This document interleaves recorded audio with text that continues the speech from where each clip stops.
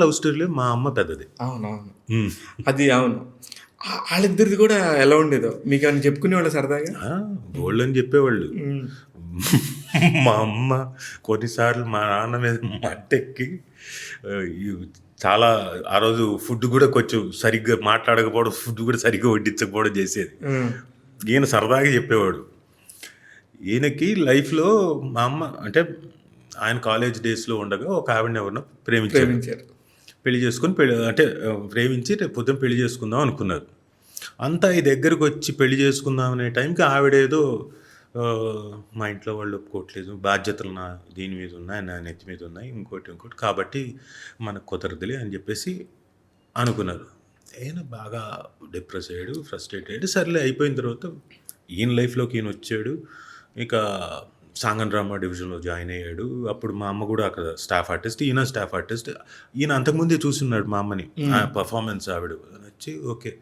అప్పుడు లవ్ అనుకొని మొత్తానికి అక్కడే వాళ్ళే సాంగన్ డ్రామా డివిజన్లో ఉన్న మిగతా స్టాఫ్ ఆర్టిస్ట్ వీళ్ళకి ఫాదర్ మదర్గా కొంతమంది మామయ్య అత్తయ్యలుగా మొత్తంగా కాళ్ళు గడిగి వీళ్ళకి పెళ్లి చేసింది. ఎందుకంటే అటు వాళ్ళు రాలేదు, ఇటు వాళ్ళు రాలేదు.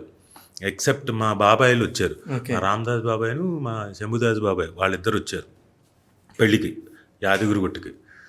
అయిపోయిన తర్వాత కొంతకాలం తర్వాత చెన్నైలో ఉన్న తర్వాత ఆవిడ పెళ్ళై చెన్నైలో ఉండగా నేను పుట్టిన తర్వాత ఆవిడ వచ్చింది. అయ్యా!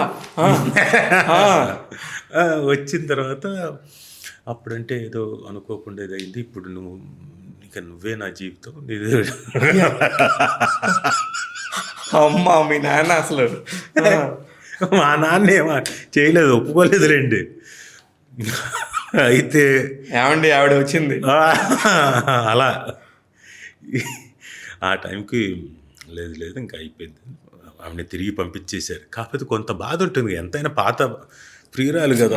ఆయన చెప్పేవాడు, ఆ రోజున తిరిగి పంపించేశాను కానరా కొంచెం బాధ అనిపించిందా మీకు? నేను ఉండగా మళ్ళీ వస్తే పంపిస్తే మళ్ళీ బాధ ఒకటి మీకైతే ఈరోజు నేను అది చేయను. ఏమయ్య అలా కాదయ్యా, ఆ రోజు అనిపించిందయ్యా అంతే, దాని గురించి ఈరోజు పట్టించుకుంటాం ఎందుకని ఇలా సరదాగా మా ముందే డిస్కషన్లు పెట్టేవాడు. కావాల్సిగా చేసేవాళ్ళండి మా నాన్న. సో అలా